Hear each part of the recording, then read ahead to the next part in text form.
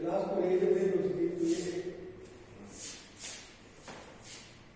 Morning students. आज हम एक नया चैप्टर प्रारंभ करेंगे और इनफैक्ट ये कुषाणों के आखिरी चैप्टर है, कल्चरल कंट्रीब्यूशन ऑफ कुषाणा। लेकिन कनिष्क पढ़ाते वक्त मैंने एक छोटा चैप्टर के बारे में थोड़ा जानकारी देना, छोटा सा टॉपिक के बारे में जानकारी देना जरूर समझूंगा। वह है कि कनिष्कों के काल में या कुषाणों के काल में छत्र प्रणाली लागू की गई थी। ये प्रोविंशियल एडमिनिस्ट्रेशन यानी प्रशासन से जुड़ा हुआ चीज था। इसमें छत्र प्रणाली वास्तव में प्रांतीय प्रशासन की प्रणाली थी। इसमें केंद्र के साथ साथ प्रांतों में एक गवर्नर हुआ करते थे जिन्हें छत्रप और महाछत्रप कहा जाता था। इन छत्रपों में दो कैटेगरी जो हुए, महाछत्रप में एक नाम मिलता है खरपल्लव वनस्पत। उसी तरह ये पूर्वी भाग के शासन करते थे और उत्तरी भाग के शासन करने के लिए लल्ल, लियाक और वनस्पत का नाम मिलता है।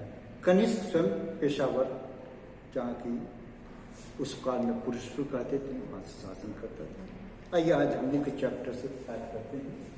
यूरोप कुषाणों का सांस्कृतिक योगदान, कल्चरल कंट्रीब्यूशंस ऑफ कुषाणा। एक शेर है, मैं अकेला ही चला था जानिबे मंजिल की ओर, लोग आते गए हिंदुस्तान बसता गया, कारवां आते गए हिंदुस्तान बसता गया। हिंदुस्तान यूं ही नहीं बसा है, यहाँ पर आर्य आए, ईरानी आए, इंडो ग्रीक यहाँ पर आए और उनके सिकंदर के बाद हुआ इंडो ग्रीक ही यहाँ पर उत्तर पश्चिम क्षेत्र में शासन किया। कुषाण आए, शक आए, हूण आए, मंगोल आए, मुगल आए, फ्रेंच, डच, इंग्लिश तमाम है और सबका कुछ न कुछ भारतीय संस्कृति में योगदान। तो आज हम पढ़ेंगे कुषाणों का। कुषाण शासक कनिष्क ने अपने राज्यारोहण के साथ साथ एक नए संवत की स्थापना की। इस संवत को हम लोग शक संवत यानी कि उसके राज्यारोहण जो सर्वमान्य थी 78 AD का शक संवत को हम लोग कनिष्क का राज्यारोहण की तिथि मानते हैं और इस राज्यारोहण के हम शक संवत के नाम से जानते हैं और यही शक संवत भारत का राष्ट्रीय संवत है। इसे हमने राष्ट्रीय संवत के रूप में स्वीकार किया है। कनिष्क के पूर्वज यूची जाति के थे, जो विदेशी जाति थे। चीन के पश्चिमी क्षेत्र से सेंट्रल एशिया, ईरान, पामीर के पठार और अफगानिस्तान के क्षेत्रों से होते हुए आए थे। अतः ये कई क्षेत्रों के देवी देवताओं से संपर्क में रहे। तो यही वजह है कि ईरानी, यूनानी ये दोनों धर्मों के उपासक रहे, उनके देवी देवताओं को मानते थे। कालांतर में भारतीय देवी देवताओं को मानने लगे। वैष्णव देवता, शैव देवता, बौद्ध धर्म के जो बुद्ध थे उनके उपासक भी बने। विमकड़फिसस जहाज शैव धर्म को मानने वाला अपनी उपाधि में महेश्वर लिखता है, यानी कि शिव का उपासक। कनिष्क बोडो यानी बुद्ध का उपासक हुआ। हालांकि वो पहले सभी धर्म को प्राधान्य देता रहा, पहले वो कई धर्मों को मानता था, लेकिन अंत में वह बौद्ध धर्म को स्वीकार करके एक स्टॉन्च बुद्धिस्ट हो गया, बुद्ध धर्म का बहुत बड़ा पोषक हो गया। वासुदेव वैष्णव धर्म को मानता था। नाम से ही लग रहा था कि ये यूची जो विदेशी जातियां थे वो अपना नाम ही उसने वासुदेव रख लिया, यानी कि वैष्णव धर्म को, भारतीय धर्म को स्वीकार कर लिया था।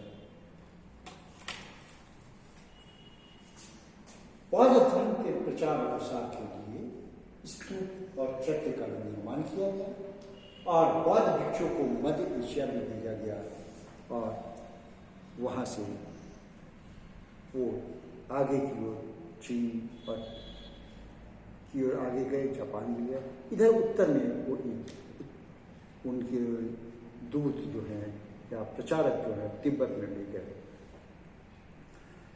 इनका अंकन उनके सिक्कों पर भी होता है। इस धर्म का अंकन उनके सिक्कों पर सिंबल के माध्यम से होता है, जैसे विमकटफिशर पर नंदी का अंकन, त्रिशूल का अंकन, बुद्ध का अंकन कनिष्क के सिक्कों पर होता है।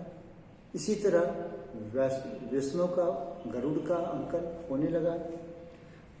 इनके काल में कलाकारों ने अन्य देवी देवताओं का भी मूर्ति के रूप में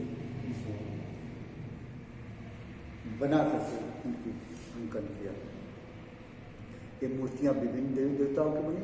भारतीय देवी देवताओं में ब्रह्मा, शिव, कार्तिकेय, गणेश, अग्नि और सूर्य। हालांकि सूर्य को वो दूसरे तरीके से दिखाते हैं, इसे गमबूट पहने हुए दिखाते हैं, रथ पर आरूढ़ दिखाते हैं, क्योंकि भारतीय परंपरा में जूते पहनना एक वर्जित है। देवी देवताओं को कभी भी जूतों में अंकन नहीं दिखाया गया है। कृष्ण का भी, वासुदेव का भी अंकन मिलता है। जैसा मैंने अभी बताया था कि बौद्ध धर्म स्वीकार करने के बाद बौद्ध धर्म प्रचार और प्रसार के लिए किया, इसलिए बुद्ध की भी मूर्तियाँ बनी।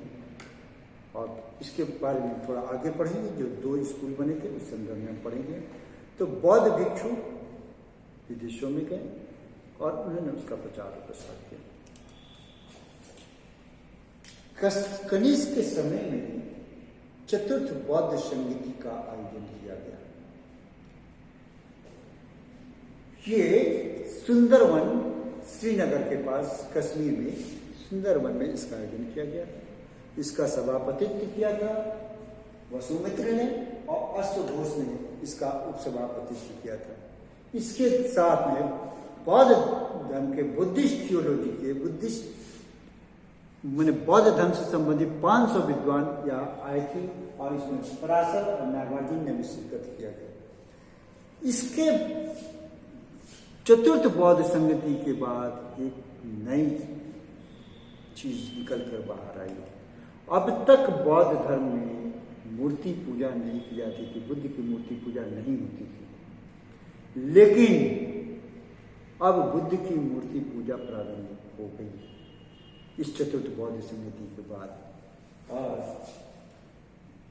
इसके पहले बुद्ध की मूर्ति जब पूजा नहीं तो किस चीज से पूजा करते थे?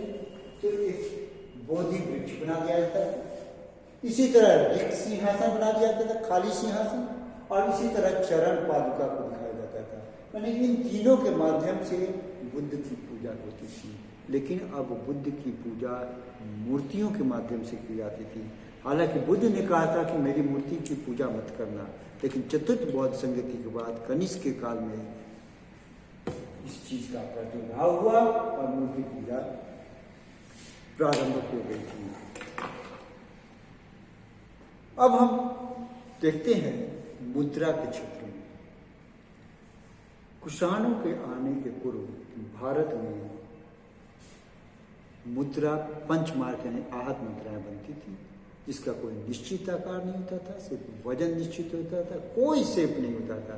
लेकिन इनके आने के पश्चात मुद्राओं का एक शेप हो गया, वो गेल होने लगे, उस पर राजाओं के विरुद्ध होते थे, राजाओं की आकृति आती थी और एक तरफ में देवी देवताओं का अंकन होता था और ये सही तौल की मुद्राएं होती थी। और बहुत सी मुद्राएं तो इतनी सुंदर बन पड़ी है कि कला के दृष्टिकोण से भी अगर देखा जाए तो ये उत्कृष्ट क्वालिटी की थी। क्योंकि मुद्राएं पहली बार स्वर्ण मुद्रा बनने लगी थी, अतः ये इस चीज को दिखाता है कि आर्थिक रूप से समृद्ध था, कला के दृष्टिकोण से उच्च कोटि का था।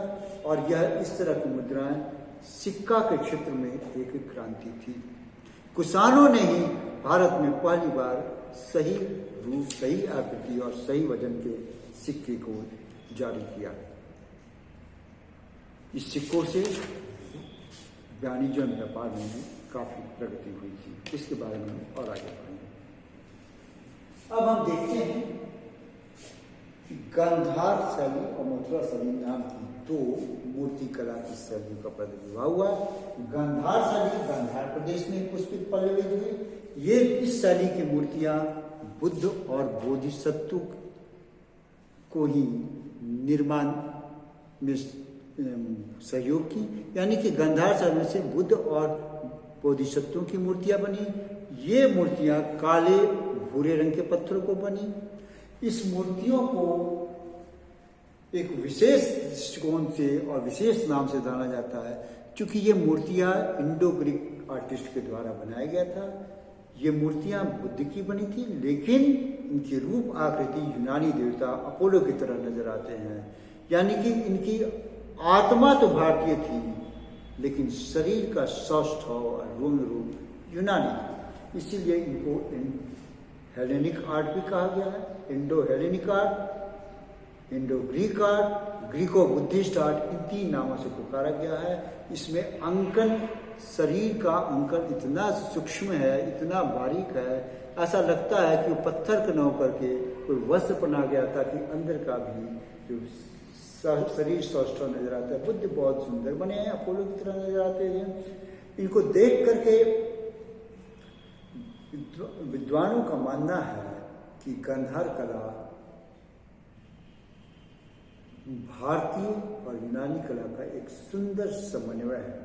निहार रंजन राय ने इसकी कला के बारे में कहा है कि ऐसा प्रतीत होता है, इतनी खूबसूरत मूर्तियां बनी है, बारीक बनी है कि ऐसा लगता है मनुष्य ने न बना करके इसको मशीनों के द्वारा निर्मित किया गया है। इसी तरह मथुरा में बनी मूर्तियां लाल और चकचदार मूर्तियां बनी हैं। ये एक धर्म निरपेक्ष कला को प्रतिबिंबित करती हैं, क्योंकि हिंदू धर्म की मूर्तियां में भी वैष्णव धर्म, शैव धर्म और बौद्ध धर्म और जैन धर्म, इन सबकी मूर्तियां बनी थी।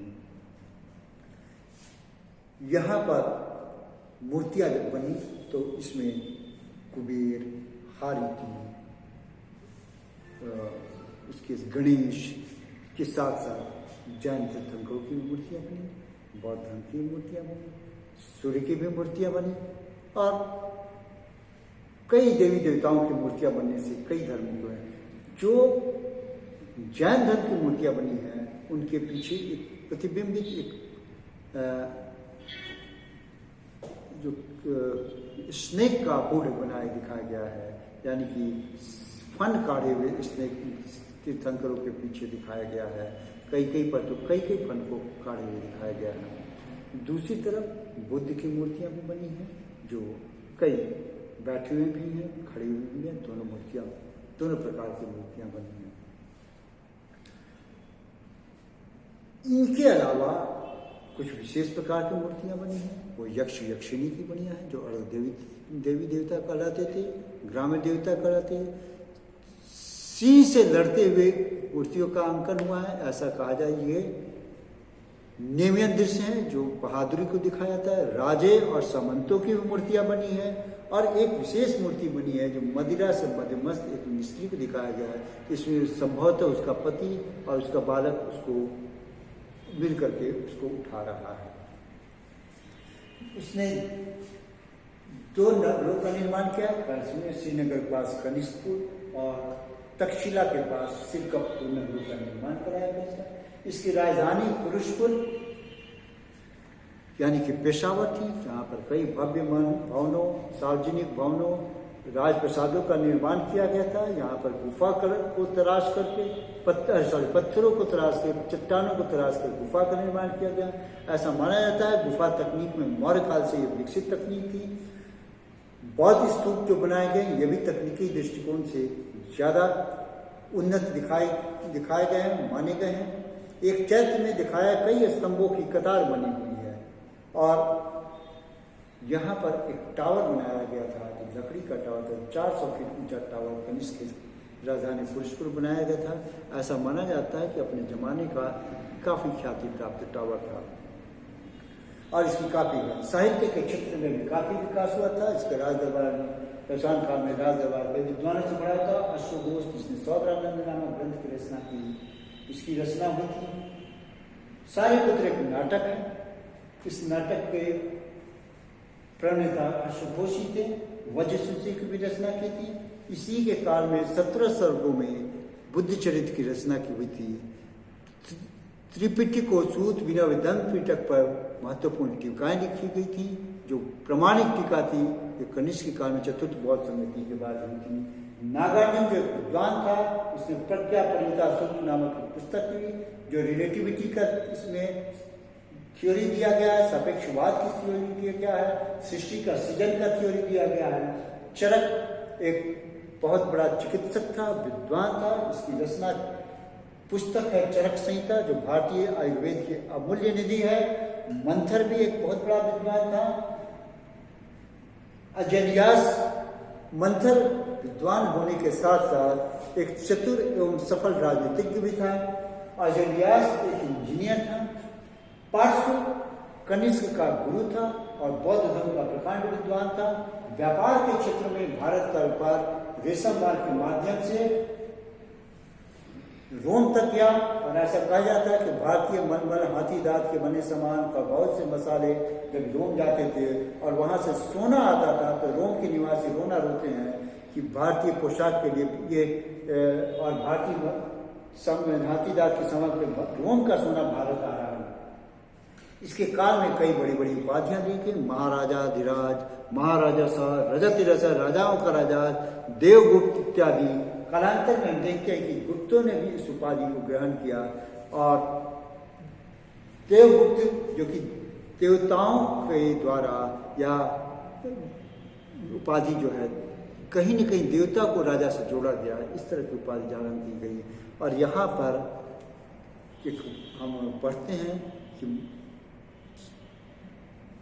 पर कलत्र काम कम कामनी देवगुप्त चंद्रगुप्त सकपतिमा, दूसरे के स्त्री की कामना करने वाले शकों को चंद्रगुप्त द्वितीय ने मार गिराया।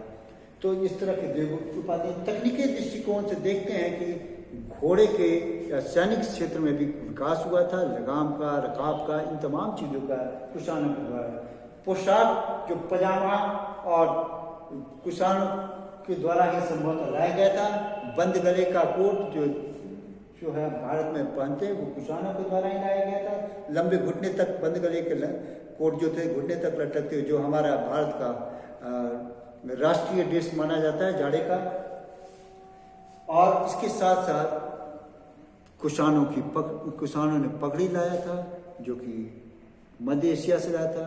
हालांकि ये क्षेत्र उत्तर पश्चिम पठान लोग बांधते हैं, और बाद में सिखों ने भी एक पगड़ी लाया। ये सब जो बांधते हैं, हालांकि सिख धर्म के बहुत बाद में गुरु गोविंद सिंह ने इसका स्थापना किया था। जो गुरु नानक ने तो इसके सबसे प्रथम गुरु थे, लेकिन इस जो पंच मकार वाले असली सिख जैसे पगड़ी का भी जो बांधना प्रथा चलाई गई, इस भी समझा जाता है कि कुषाणों के द्वारा लाई गई थी। शीशे पर काम है, लेड, नॉट शीशा ग्लास नहीं, लेड पर भी काम इस तरह में प्रारंभ हुआ था। और इस तरह के काम का हम कुषाणों के लिए हम आभारी होते हैं। और जैसा कि मैंने बताया था, सारे नाटक था। और यवनिका यानी कि पर्दा, ये पर्दा जब नाटक होता है तो मंच पर एक पर्दा उठता और गिरता है, इसे हम यवनिका कहते हैं। और यह इस पर्दे को जब यवनिका कहा गया तो निसंदेह यह यवनिका यवन क्षेत्र से आया होगा। और इस तरह के हम देखते हैं कि कुषाणों के द्वारा नाटक के साथ साथ मंच का भी तैयार किया गया। पर्दा जो है वो ऐसा पीटर एंड कोल्डविल के अनुसार